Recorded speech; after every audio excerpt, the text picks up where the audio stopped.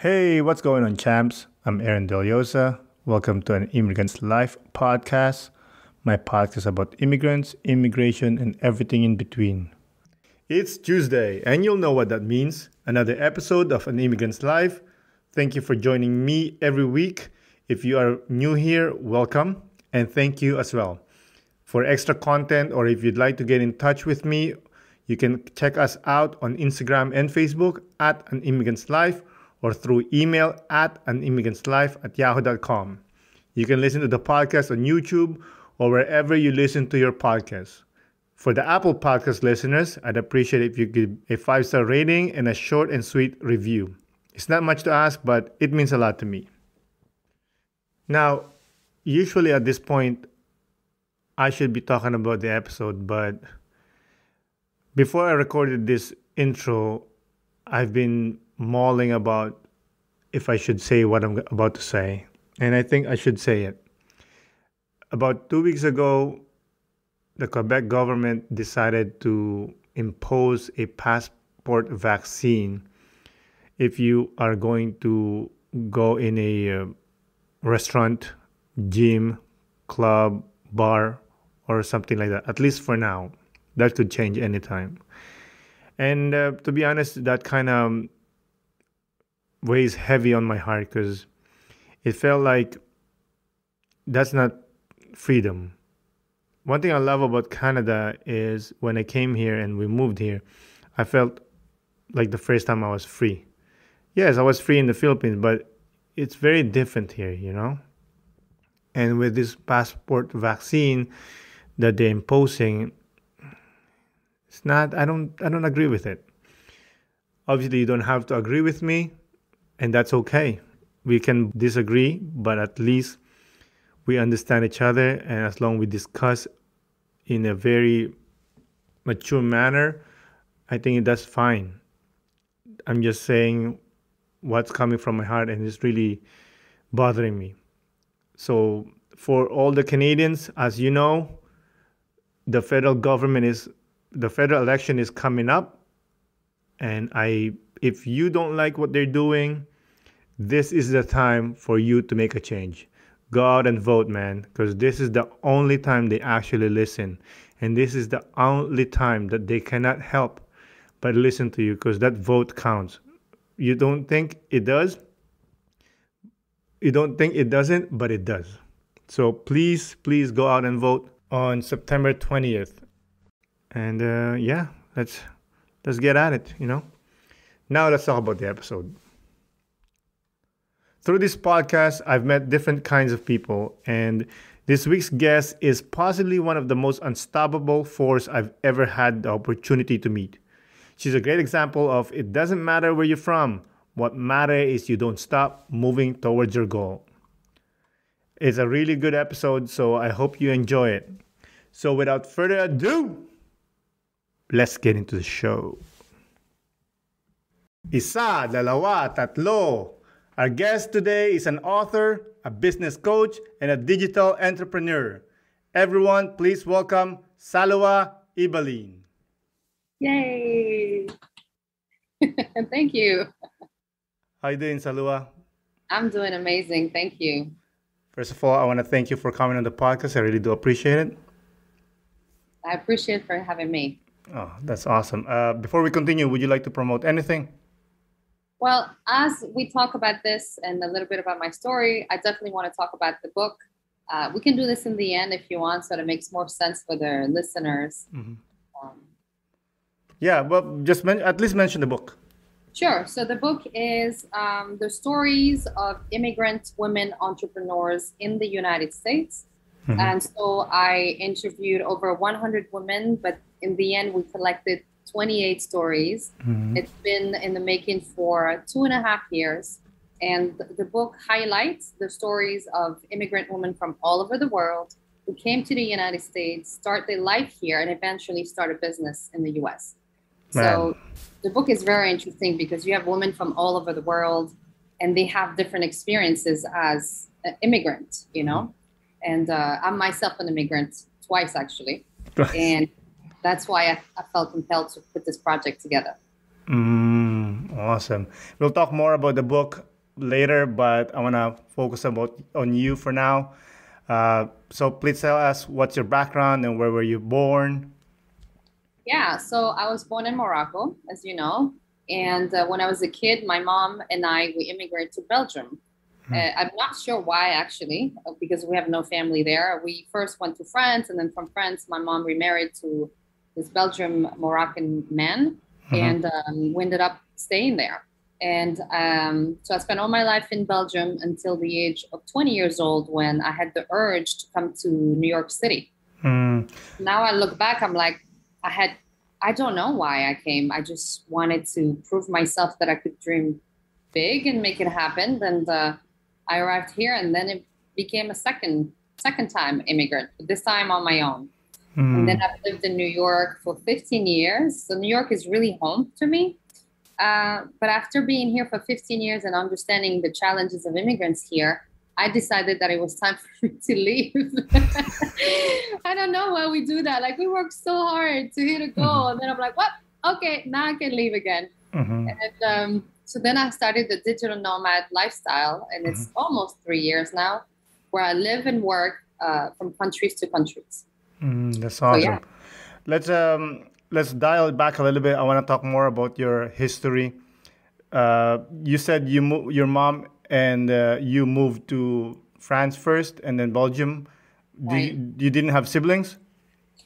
So my mom, we had a really dysfunctional / toxic beginning without really knowing it, because you're in the mix, but you don't know.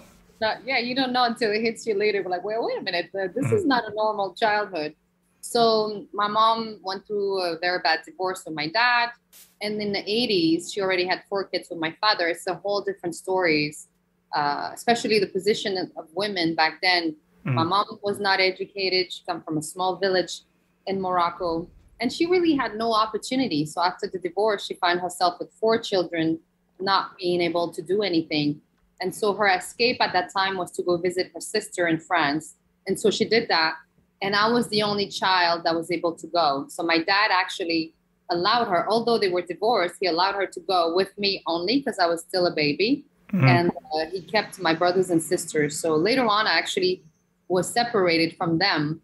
And I never met them until my sister was 18 years old and I was about 14. Yeah, that was the first time I met them. It's crazy.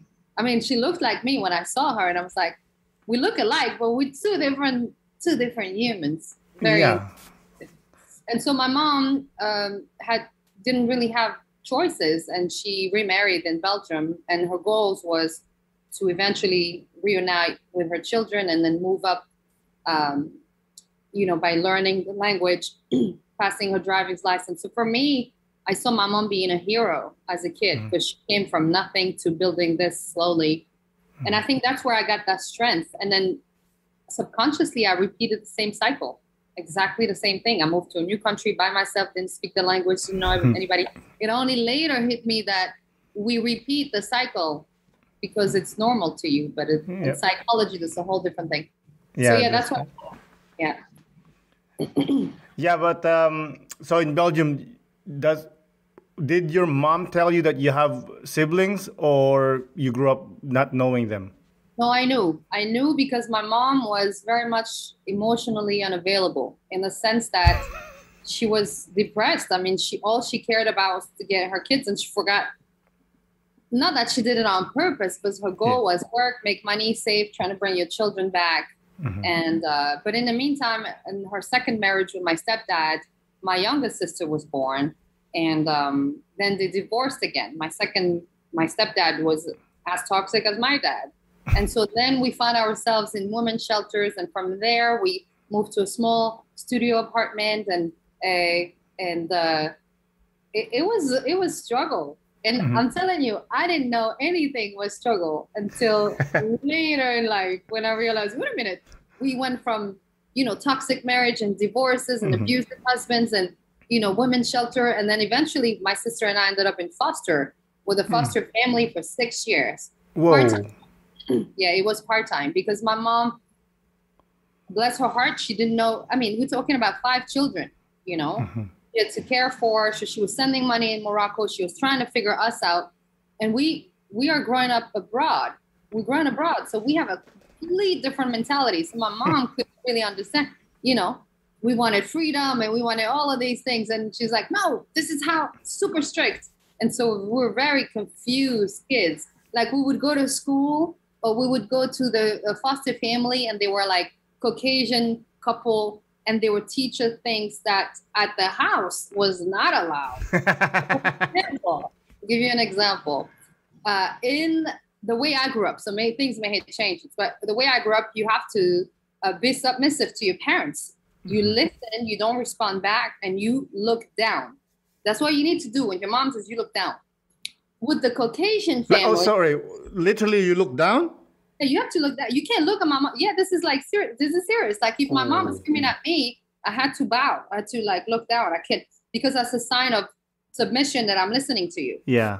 And with my Caucasian family, looking down is a sign of disrespect. Yeah, because they're looking. Eyes, yes, to make sure you're listening. So we were like 8 years old and we were like, what?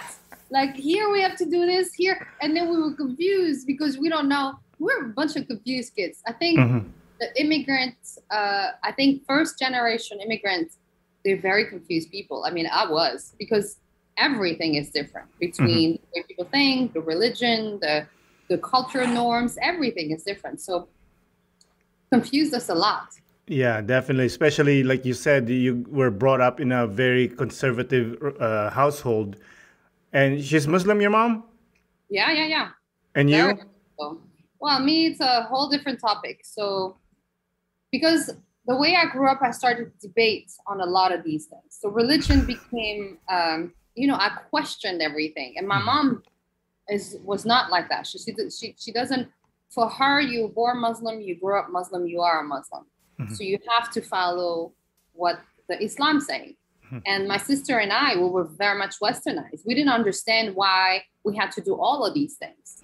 So it created a lot of turmoil between the family. And I was really pro women empowerment, pro feminism, pro all of that. And it didn't match. So it led me at the age of 17, I just left the house. I left really early. And I was planning this from a long time ago. I think 14, 15, I was like, hey, I'm waiting on that. I'm waiting on that thing. And I actually left before at 17. So before I'm turning 18, I mean, I have so many stories to tell you. You would laugh. We have time. We have time. Okay, I'll tell you one. My mom left for Morocco. So every year she would go to Morocco to try to reunite with the children, right? So that year I turned 17 and then I graduated from high school.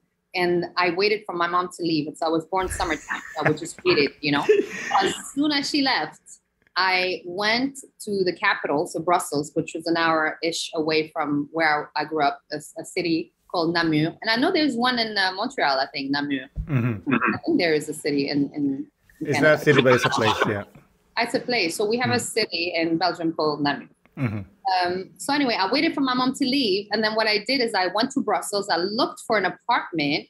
Mind you, I'm underage, apartment. And then what I did is I got a job as a student job at a fast food restaurant called Quick. It's a Belgian brand. And then they got me a job for summer. And then I made, this is terrible because it's like falsifying documents, but I made a copy. We're talking about 2001, I made a copy of my income, the check they give me, and I made 3 of them. I falsified the dates and I showed 3 of them. So when I found the apartment, they asked me if I had a job. And I said, yes. Mind you, it was just a student thing. So it was not long-term, but I made 3 copies of them to show them, the last 3 months, this is where I've been working. And this is my salary. And then I brought my friend with me who was older, and we both looked really nice, dressed, and we spoke well, and we present. And they didn't even check my age. And then I got it. I got the studio, and I signed a year lease.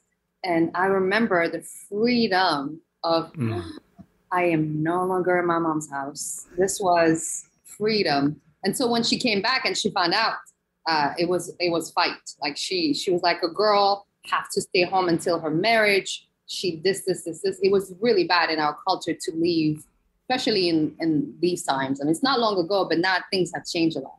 Mm-hmm. Yeah. So when she went to Morocco, how long did she stay? She would stay for the summer for at least 1 to 2 months. Yeah. But she would do this all our youth because her job was to try to get the children back. So my sister and I often went to camp. I mean, we went through so many things, but that built resiliency. It builds those survival skills. I mean, we would camping in Germany or many places, or sometimes the foster family would care for us. So I also think that if it wasn't for the foster family, I don't think we would have end up as good as I am today. I don't know if that makes sense, but we came from such a broken environment. I mean, an immigrant mom, single mom of 5 with no money, no education. She didn't know anything about anything, you know?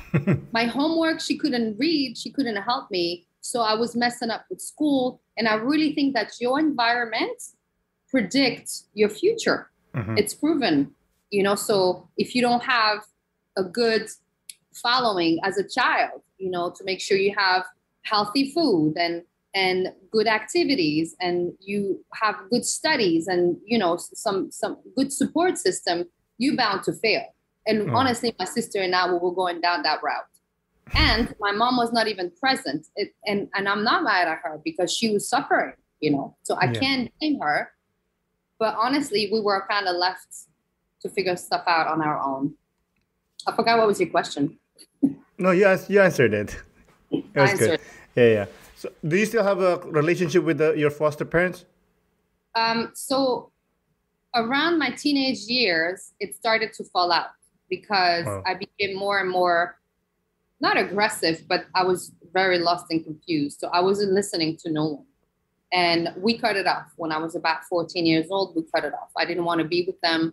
And again, because of the mix of culture, like what we were doing at their house and what they were doing, I was just really lost and confused. So we stopped seeing each other when I was about 14. And funny enough, last year, as I was doing my digital nomad journey, my mom, so I went back to Europe and my mom was about to get knee surgery. So I took some time off to take care of her.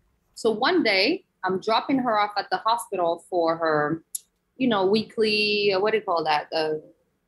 When the doctor check on her leg or whatever. So she had a session there. So I'm dropping her off. And then as I go to leave the hospital, I decided to sit at the cafeteria of the hospital so I can work. And this is very strange because I was not supposed to go there. And I decided to go in the far end of the cafeteria. And as I'm sitting down, I'm talking about last year. So I'm 38 years old now, so it's 37. So think about the age of 14 to 37. It's a long time. It's a long time. And I'm looking for a plug to plug my laptop. And I see people looking at me and I hear, this is Saloua. I hear that from the back of my head. And I turn and I look and this is an old couple. And I look at them, they look at me, we look at it. It's a weird silence. They recognize me. I don't know how they did because I've changed so much. I'm taller, bigger. I'm a woman now. And they were shocked.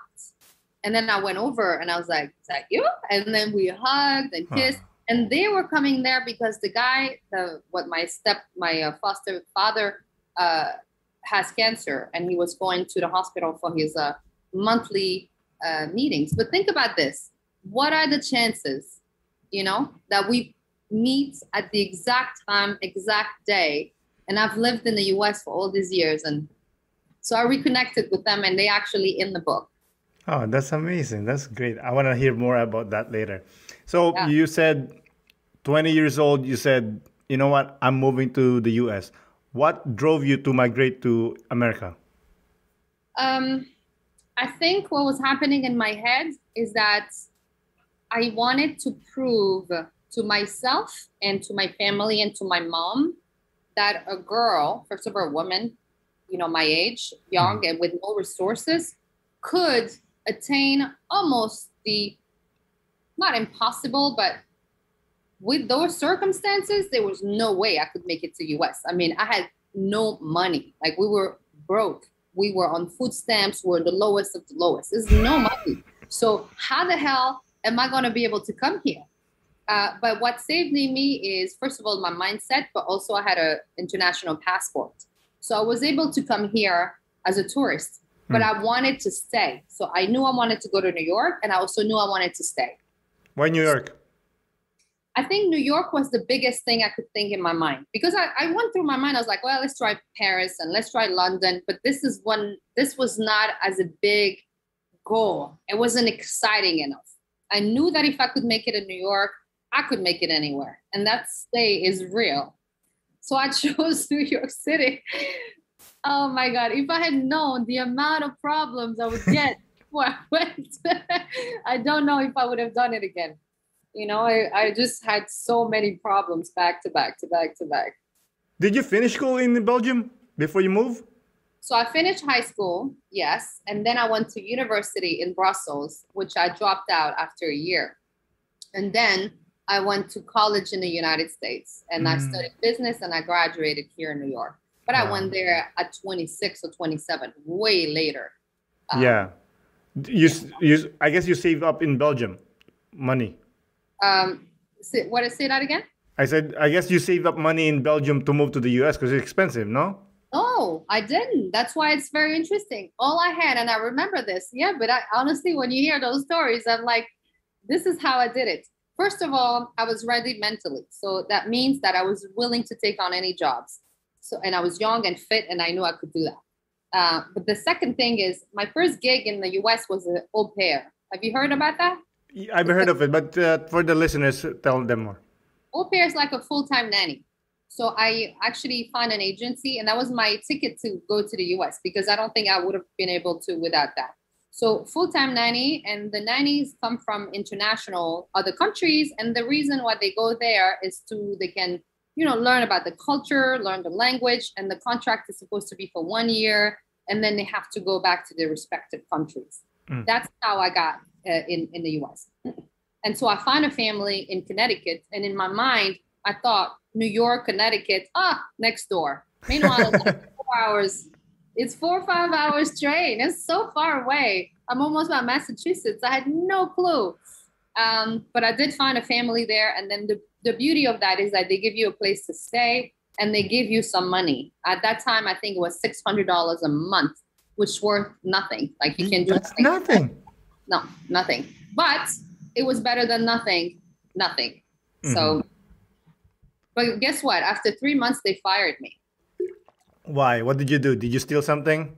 No, I didn't steal anything. I think it was just a really bad match, because I was very young, but also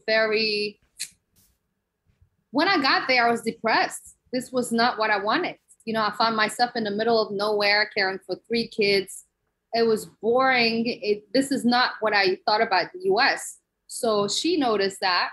And she wanted somebody who was submissive, who didn't ask questions, and who would do the work and clean and cook. And I was not made to be that. You should have sent your mom. I should, yeah, probably. He could have done a much better job than me. But after 3 months, we were not seeing eye to eye, and she actually fired me. I didn't see it coming. But now I look back, I'm like, how can you tell a 20-year-old girl that she has 2 hours to pack and go? I had nowhere to go. 2 hours? Yes. She said, pick up your stuff and you go. She called the agency in her house, and she was the one who had more rights, because she's the client. She's got a lot more money and influence. And I'm just a young girl. And I was Arab. She was Jewish. Add that to the mix. So all of this, and I was in tears. I was like, where am I going to go? And I remember there, I had $350. That's what was left in my wallet. And so what I did, I went back to New York by train, and I had a flip phone back then. And I said, okay, it's like I'm talking to a team with myself. All right, I can't tell mom, because mom's going to she's going to freaking, she's going to freak out. And then she can't give me money because we broke. So do something out. So by the luck, it is so crazy. I went through all the numbers I knew and all the people. And that's really a skill that I highly recommend to whoever wants to start something, is to ask for help. Ask for it. And I did that. I went on my phone. I'm like, who do I know who knows someone here in New York who can give me a place to stay for the night? And funny enough, and this is how crazy this is, I had 2 friends who came to New York for the fashion week on vacation. 2 girls, my age that I knew. And I was like, oh my God, where are you? And she said, we're staying in New Jersey. And I was like, okay. So I arrived in New York. And then I remember this very clearly. I said, okay, I have enough money for a taxi. I arrived in front of Port Authority, the train station. And I told the guy, I'm going to New Jersey. And he goes, where in New Jersey? I said, what? New Jersey. I thought New Jersey was a state. The whole New Jersey, the whole state? I'm going there. He goes, where? I was like, I don't know. So I had to figure this out. So then I gave him the address. And I remember he dropped me off in Newark, which is not a good area. And when I was there, he said to me, $80. Now, mind you, I said, what? $80 at that time. This was a lot of money. And this is all, it's like it's taking a chunk of money I have left. And then my friend and I, they host me for 3 nights and we slept in one room. This is so gangster. In one room, I slept on the floor. 2 of them slept in the bed and someone else on the floor. And then I had to figure my way out from there. But that was the very first, move that I had to make. So how did you figure it out? Like, you got time? Because we have time. Okay. All right. Okay. So here's what I did. I remember the next day, I sat on the bed and I continued with who do I know who knows somebody? Because for me, I didn't want to tell my mom I just got fired and I also needed to make money soon. And here's the very interesting fact. And also connecting to this, I want to say, once you put your mind into something and you really dedicated to find a way, you'll find a way.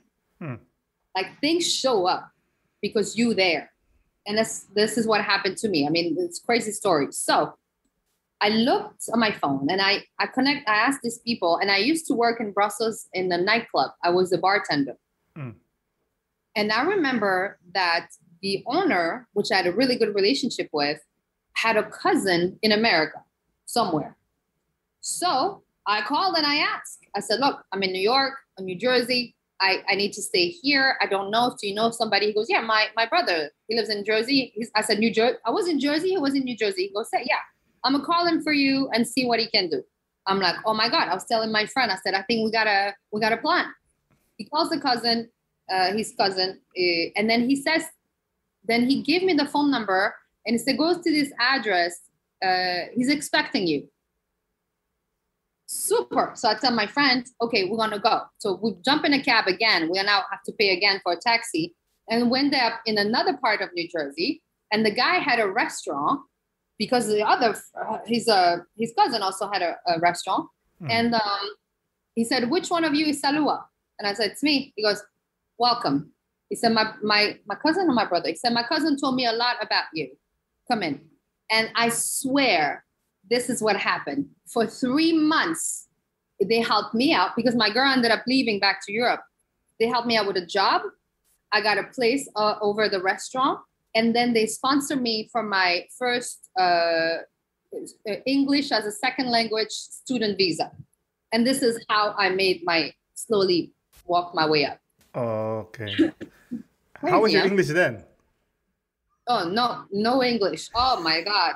When I arrived at the airport, March 27, 2005, I had learned English in school, but in Belgium, taught by Belgian people with terrible accent. And we also learned the British English.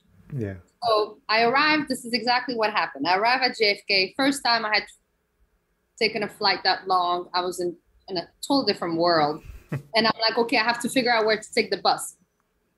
So I'm like, where? Have you been to JFK? It's like a city. I heard.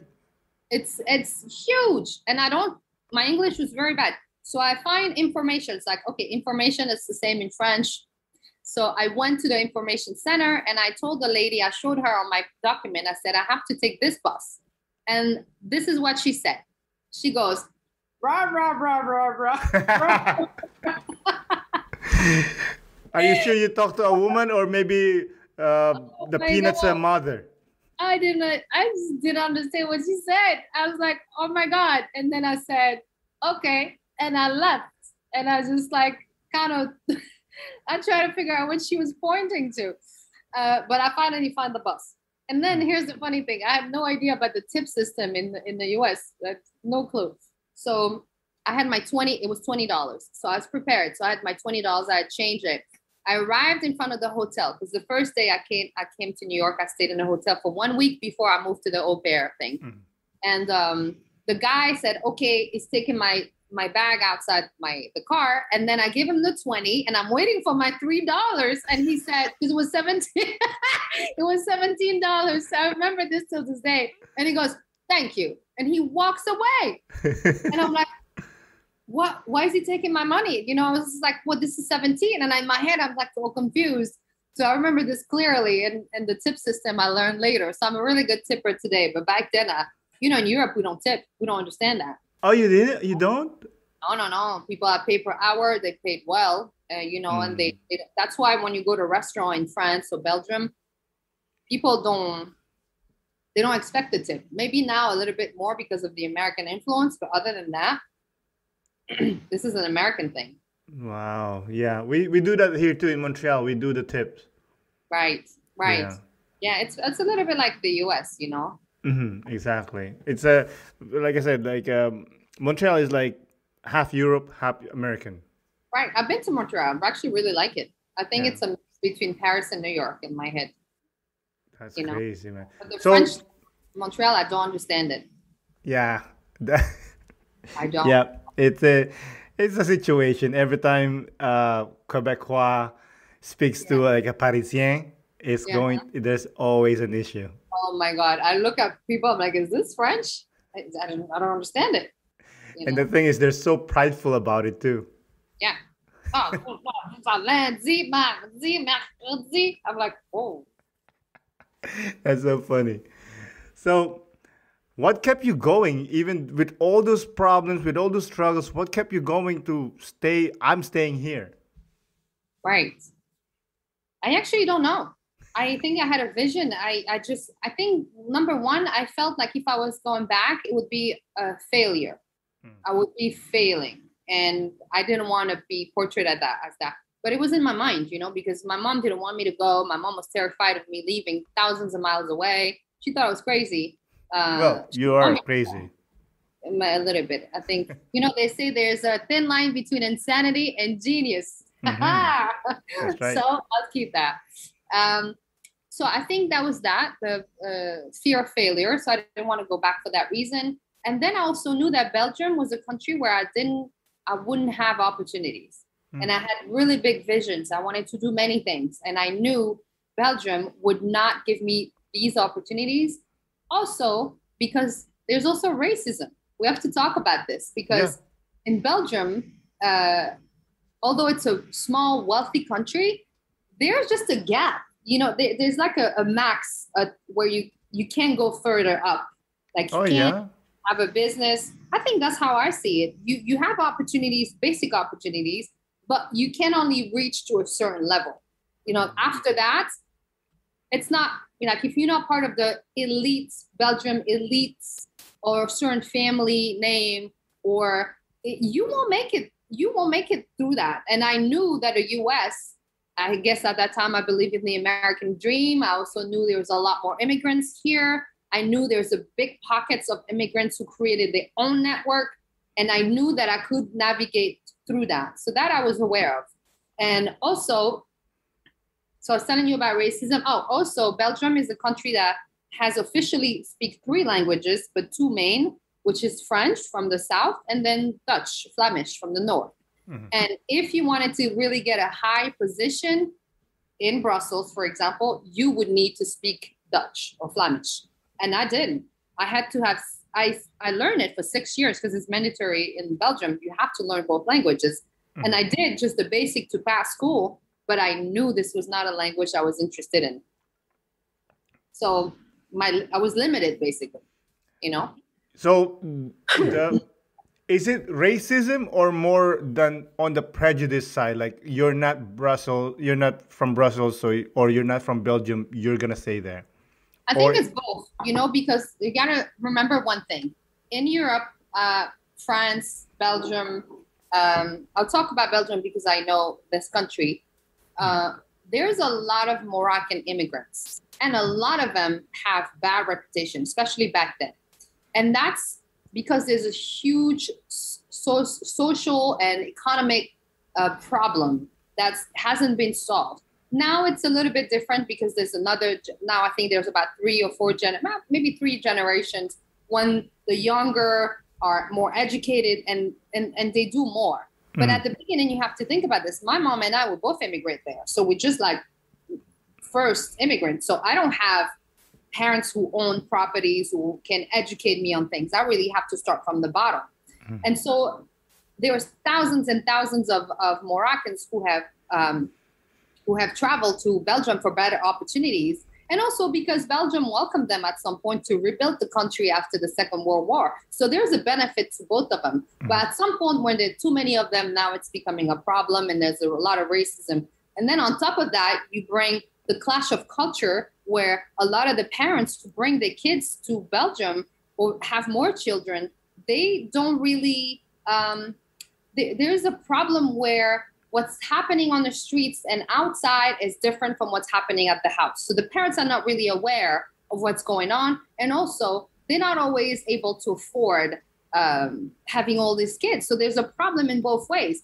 Then these kids, because of racism, lack of opportunities, and many other problems, they can't find a job. And till this day, there's a lot of studies that was shown that if you have a certain name, if you're a certain color, you can't get an apartment. You can't go inside a nightclub. You can get a job. There's so many.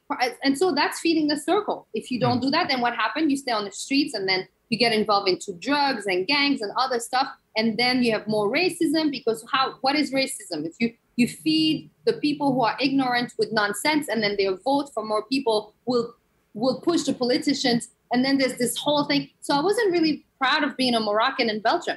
I didn't want to be associated with that. But in the US, there was not as many. And then not only that, I was more, people see me as an exotic woman until 9/11. That's another. I was just going to say.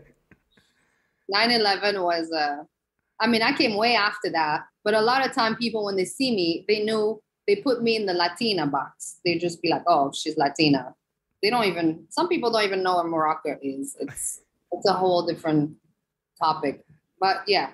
I think that was those 2 main reasons: lack of opportunities in Belgium, fear of failures, and I just wanted to challenge myself to do big things. Did you talking about racism? How about in the U.S.? Other than obviously that you mentioned about the September 11, right? Was there do you feel like it's more prevalent in the U.S. or in Belgium is a different kind of racism? So good question. I think racism exists all over the world. It's not, just US or Europe, but I think it's definitely different. I think right now in the US, there's a big problem towards African Americans, and I've seen it with my own eyes. I've seen things happening in the US when I'm like, there's a problem here. In Belgium, there's also racism, but it's different because there's more communities of Moroccans, so Arabs, and then Africans. And that create a whole set of problems that is different from the one in the US. In the US, I think, and I had to learn these things. So what I'm sharing is based on my own experiences, right? So some other people may disagree. But what I think is that here it's a deep rabbit hole with what's happening with African Americans, because a lot of them lost their identities. So they're not a race, they're Americans, but they are part of something where they completely lost who they are and where they're from. And that's terrible. And that's hundreds of years like this. And then there's a deep, strong mentality of this racism that is almost ignorant. So a lot of people are without knowing they are. So they make difference and they make the difference without knowing they are doing it. And that creates a lot of problems. So I think the racism in the US, at least against Black people, the solution has to start amongst the white people. They have to discuss this, and they also have to be aware that this is a problem. And a lot of times, most people say, oh no, this was hundreds of years ago. We don't have racism now, but we do. We do, and it's a big problem. So you have that. And then in Europe, it's a different kind of racism. It's more based on, oh, these people from Africa came to Belgium to steal our jobs and to take advantage of this country, blah, blah, blah. Meanwhile, Belgium took over Congo, which is 60 times this size. And France, I mean, they colonized so many other countries, and that's how they got so rich. And I'm not here to, pinpoint on, okay, this country, this. I mean, what I'm saying here is there was a benefit for them at that time. Mm-hmm. So I feel like they shouldn't complain about having a multicultural countries. I think it's actually really good that this happened. Yeah, that's not the colonialism, but the immigration part. Yeah, for sure. Completely agree.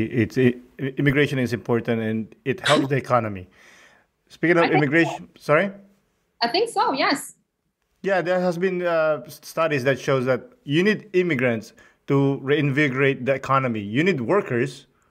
Right. Like a good example here in Canada, a lot of people are not having kids. Right. We need people to work and to have businesses. If we don't have people, the economy will halt. Right? And the only way to supplement that is immigration. It's the easiest way. Right. And it's still a problem because you see all of the immigrants, for example, here in the U.S., most of, I'd say Latinos come here and they get jobs. I mean, it's so confusing because some people complain about that, but then in the end, if you don't have all those people who work in restaurant, who lawn your mom, who goes in the field to pick up the fruits and vegetables you eat, all the dirty job you don't want to do, because Americans don't want to do these jobs. They need jobs, but yet they need it. Yeah, the jobs that apparently they're stealing. Exactly. So, but again, in my book, I don't talk about any of this because I'm not a person that wants to debate or create any, drama on any topics. I'm aware of them, and you ask me questions, so I'll tell you how I feel. Of course. But I like to focus more on the immigrants who come to a country because they belong to that table. They have things to offer. A lot of them come here, they study, they bring a lot to the table, not only with the economy, but with many different things. The mindset, the cultures. Like think about Tex-Mex food. What is that? It's a mix between Mexican and food from south of the US. Mm-hmm. All of this, like all the fusions with many things, that's the beauty of, people immigrate everywhere. That's what I think we should embrace. Yeah, completely. Yeah, completely agree. So you mentioned your book. Let's talk about your book. What was the motivation to write your book?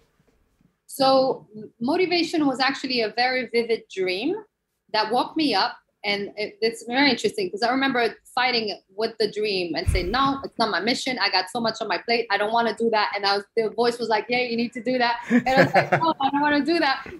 What am I going to do with this? This is not my job. I don't want to focus on immigrant. Mm-hmm. And I was very vivid. I remember rolling in my bed. I was like, okay, fine. So I got up. It was 3 or 4 in the morning. And what made me really do it, it's because as soon as I got up, I was debating. I was like, do I actually write this or no? And I turn on my phone, and what I like to do in the morning is to listen to some inspirational, motivational videos. So I turned that on, and the first thing that came out, and I will never forget, it was so this author named Wayne Dyer, but he was talking about the poet Rumi, mm-hmm. And Rumi had a quote, a poem where it says something like, when the secret of the morning whispers to you, do not go back to sleep. It says that, do not go back to sleep. Do not go back to sleep. Do not go back to sleep. Because the morning breeze has secrets to tell you. Listen. And I was like, I'm doing this book. I think this was the sign. And then right there and there, it took me about a good hour to write a proposal. Mm-hmm. And honestly, I didn't know why. And so it kept flowing. I was like, okay, why the reason? I was like, 1, you need to highlight the stories to inspire the people. 2, you need to let people know about immigrants are part of the economy. And then I was doing some research and I found out, for example, states like California has 40% of the states, of the businesses run and owned by immigrants. 40%. You know how much money is that economically? It's a lot. How can you deny immigrants? Yeah.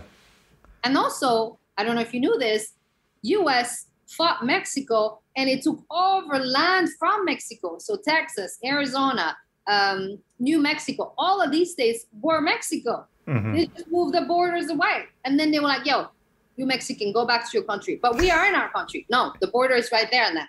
So these are the things, you know, I wanted to highlight. But mainly, the main point, amongst others, is I wanted to educate Americans that immigrants, because a lot of people think that immigrants are just poor people crossing the borders illegally by foot through the desert, and they try to come here to steal their job and steal the whatever. And in this book, you will see women who are entrepreneurs, who have lived here, came here legally, and they worked their way up, and they have a lot to bring to the table. And I wanted to show that. Like, we have women from Switzerland and Australia, where people are like, oh, they're white people. What? It has nothing to do with color. Immigrant is a person who leave one country to start over in another place from scratch. Mm-hmm. That's what an immigrant is. It's not an expat. But a lot of people say, okay, immigrants say black and brown, and expats are white people. Like, look at the ignorance. This is not what it is. So I wanted to highlight these stories to really talk about this, so people can see women like me and be like, oh, she's an immigrant, but she's educated. She speaks a lot of languages. She make her own money. You know what I mean? Yeah, of course. You help the economy. You don't just move, like you just don't suck on the tit of the government. We pay taxes. And you know what? Even illegal people who live in the U.S. pay taxes. Yeah, they do. And most of them actually are the most decent and the most like, oh, you have to do it, you have to pay, you have to do it, you know, because this is a good country. Anyways. So, yeah. Is the book self-published or? Yeah, it is self-published. And the reason why I did it this way is because I didn't want a publisher to tell me how the book needed to be done. I really wanted it to be done my way. And I did it with a team of amazing people. I had two people in my team, with three, a designer, an editor, and a copywriter. And they did all of this for free because they wanted to be part of the project. I even had no money for a book. I was like, well, do this. But I'm also a hard worker and I find ways. So like right now, like how this podcast happened, tell me. Exactly. You know what? A great question. That's actually how it started is, you know, being an immigrant, and I hear immigrant stories coming from family members or friends or whoever. There was I'll say a voice that whispered to me that says, you have to write this down. You have to save this. And I said, like, as you, I'm like, no, I'm not going to do that. I'm busy. I got things to do, you know? But I felt like once it goes away, it's gone. And I felt like it's so valuable. All the morals of these stories are so valuable that I have to keep it. I'm not as smart as you. I'm not as good at pitching at things that like, hey, do this with me. So I'm like, okay, I did actually, my plan was to write short stories of each immigrant, but it's more a fictionalized version because I for some reason, I cannot write nonfiction. I always have to be fictionalize it. It like 95% is nonfiction, but at least 5% is fictionalized. Anyways, so yeah, I was planning to write a book and have short stories. I think I was 13. I got up to 7, and then life happened. I couldn't continue anymore because, as you know, it's a lot of work to write. Yeah, it's a lot of work. Yeah. But why don't you just take each of these interviews and make a small story out of it and publish that? That has been suggested to me. Maybe someday. Like I said, I'm lazy. I like this, you know. I like podcasting. I really enjoy. And actually, the name of the book was An Immigrant's Life. Hence the podcast's name. I still have the stories. I have still kept it, and I still have the ideas. But lately, I've been lazy. I've been focusing on the podcast a lot. You can leave them in a box. You need to publish them. Yeah. Hopefully. It But would be nice. I really appreciate that though, that you said that. So, can you share the struggles that you had to endure in publishing this book? Struggles. Yeah, but first of all, I didn't have any money, so that's the that's the number one start. So I was like, okay, how are we gonna do this? So the first thing I did is I actually, after I created a proposal, is I created a campaign on GoFundMe. So, and I was asking for donation. And remember, I was telling you, ask for help. I actually do that a lot, but I also help. So I'm not just like trying to go out there and get stuff. I actually very resourceful, and I help a lot of people as well. So I went ahead and I created a campaign. And then after that, I was like, well, I need women's story because I wanted to focus on women. I said, well, I need to find the women immigrants. Like, where are they? And believe it or not, this whole book was created while I was on the go. So most of the women in the book I actually don't know. I've never seen them except on Zoom like this. I've never seen them in person. So that's very interesting. And I think how I got the women, because that was a challenge for me, is I asked. I posted on Facebook, on LinkedIn, and I say, hey, I'm working on this book. If you're interested, I have a proposal, let me know. And then they had to fit a certain criteria. Which is? Well, I wanted people to be in business for at least a year and make money from that business. I didn't want it to be just a hobby, because then you're not counted as an entrepreneur. Mm-hmm. I also wanted to interview them to see if their story was interesting. They didn't need to be crazy drama like mine, but it needs to be a story. I wanted to know, what was your process with the immigration system, for example.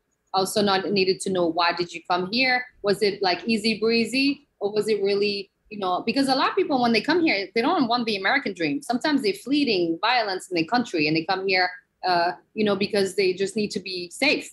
So there's many different reasons, and it's not always, America, So I wanted to hear most of their stories, and honestly, there are some really, really good stories. And I told you, I interviewed over 100. And if you look at my spreadsheet, you'll see, no, there's a lot of them I couldn't put in the book because either I didn't think they fit, but also I wanted people who really wanted to be part of this. Like, not somebody, because you have a lot of entrepreneurs who's like, oh yeah, maybe I'll do it. No.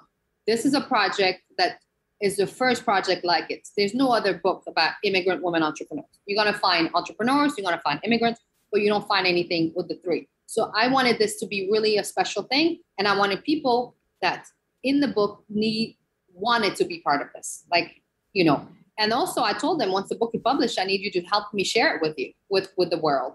Mm-hmm. And so that's a bonus when you do a collaboration like that. Like right now I have 28 women. You do that time 500, because most of them have a list of at least 500 people in the network. Some more. I have one of them, she has like 70,000 followers on Instagram. 70,000. Yeah. These women, they no joke. Like, I got really good. So I know that if they share it, we'll be able to sell this easier. Mm-hmm. But my goal is not to sell. If we sell, great. But I'm not planning to be rich out of this. What I wanted to do is to highlight this in order to open another avenue, which could be a docuseries, documentaries, or another book with a publishing label. Like, I want this to really, be highlighted, especially right now with what's going on in Afghanistan and the women's right there, with ICE, the immigration system in the US who's changing. Also, we have a new president, and that's also the vice president is a daughter of immigrant from Southeast Asia and Jamaica. And we also have the Black Lives Matter movement. So this is really a good time for my book to be out there, and so people can talk about this. And hopefully this will open to other opportunities. Yeah, I agree. Was there a person that you leaned on and pushed you to keep on going? No, myself. Really? Yeah, I just think my inspiration would be my mom. So the book is dedicated to her. But my mom didn't do anything. She didn't want to give me a photo for the book. I was like, photo. She's like, nah. Saloua, I don't want to do anything. I don't know if you have this, but I feel like some of our immigrant parents, they're just like, my mom has no idea what I do. She says to her friend, Saloua's job, she talks to her computer. That's what she says. Well, it's kind of right. Well, yeah, it is right. But she doesn't understand. She's like, all day, blah, blah, blah in English. She doesn't understand. She's like, all she does is talk to her computer. So I think when the book is going to be, well, I'm going to get a copy from my mom. I think when she sees it, but she wasn't calling me. I'm like, oh, have you done your chapter? No, none of that. That's Yeah, I think it's like you said earlier that she's just so focused on what she needs to do, her goal, or obviously her goal is different now, but because right, that was her life for many, many years, that became her life. That right, forgetting about, I'm not saying like forgetting about you, but you know what I mean? Like, oh, Salu was always going to be on the side. right. I don't know. I think my mom is just disconnected. We are very much very different. And in the book, I talk about my story with my mom, which is, you don't choose your family. And sometimes I wonder what the hell, like we have nothing in common, but yet with the same people. Just don't know how to. That makes any sense. Like this year, for the first time my whole life, I decided to go back to Morocco for 6 months. Never done this. Like lived there for 6 months. So I went to see my dad, who I'd never seen for, and then I went to. How was that? That was very strange. I made a. By the way, I'm on YouTube at Saloua Ibaline. You should go check it out. I actually do all videos of my travels, and one of the video was, let's go back to the mountain, small village of Morocco, and go meet my dad and see, and just experience that. And I think, first of all, one thing that I realized is I look Moroccan, sure. I'm 100% Moroccan by blood, yes. But when I arrived there, especially in the small mountains, I was like, what the F am I doing here? I don't belong there. First of all, didn't have internet, but that's okay. And then I was sitting there with a bunch of people, and because that's another language. So I speak Darija, which is the Moroccan Arabic.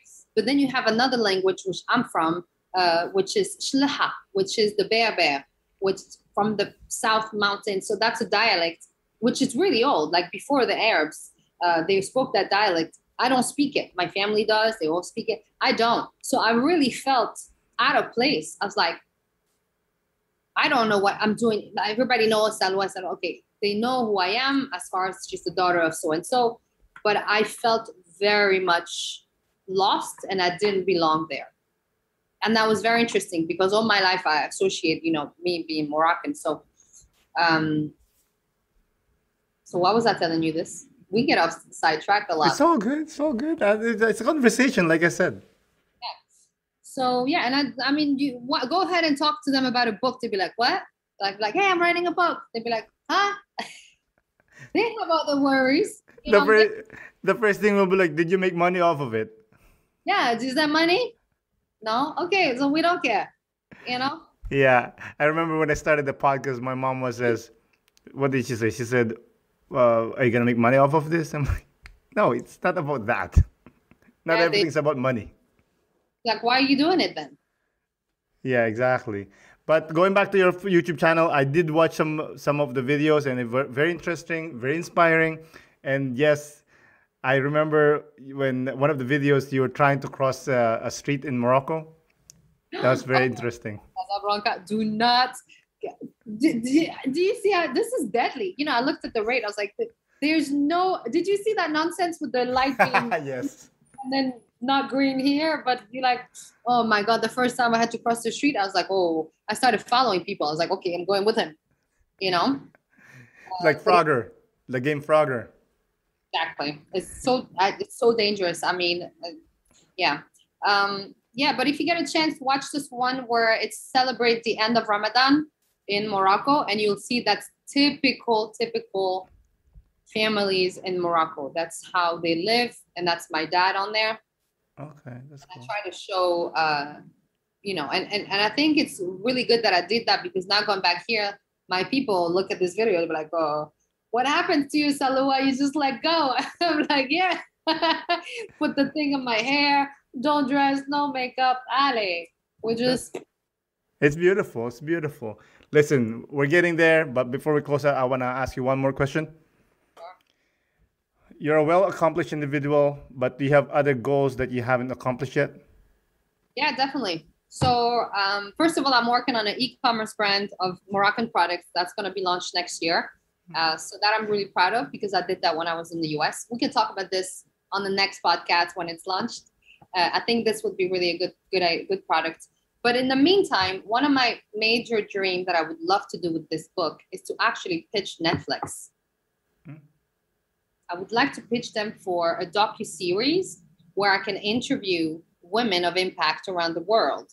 For example, let's say a doula in Uganda who's been helping hundreds of women giving birth to children and women who had, who have otherwise, who the baby would have died, or who have, you know what I mean? Like they would need, like I want to talk to women of impact, and I want to take a camera crew with me and really take people on adventures to really see what's going on out there and how the mindset works, because you have to have a vision and you have to be strong and have courage to do these things.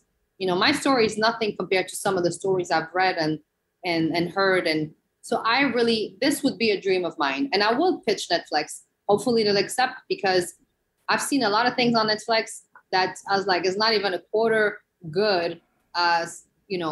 It's like, really? This is a show? Like what? Mm-hmm. There's a bunch of stuff like this. One girl, she traveled the world and she goes on dates. I was like, well, if she can do that, I can do my own thing too. The whole crew team for a date. She's like, hey, what's your name? My name is... I'm like... Yeah. Unfortunately, it's like a clickbait, right? Like it's an easy thing to watch. Very interesting. TV that people watch. And I feel like they should have room for more. Do you remember the show Anthony Bourdain? Yeah. Remember that? Yeah. So he was amazing. I watch a lot of these things. And basically I want to do something similar, but instead of food, it would be women of impact, like going to really rural areas, even in the US, and meet change makers, Yeah, that's very interesting. Yeah, for sure. Listen, I think we're there, but do you have any last remarks before we close out? No, if people are interested about the book, they can check out immigrantwomenentrepreneurs.com or my website at salouaibaline.com. And I'm on all social media, especially on Instagram and YouTube. And yes, thank you so much for having me. I will share this with my network as well, so we can get more people coming to your podcast. And it was really a pleasure. Thank you. So I really appreciate it. Have a good evening. Thank you. Bye-bye. Bye. Again, Saloua, thank you for coming on the podcast. I really do appreciate it. Thank you, listeners, for listening. This is Aaron Deliosa for An Immigrant's Life. I'll see you guys later.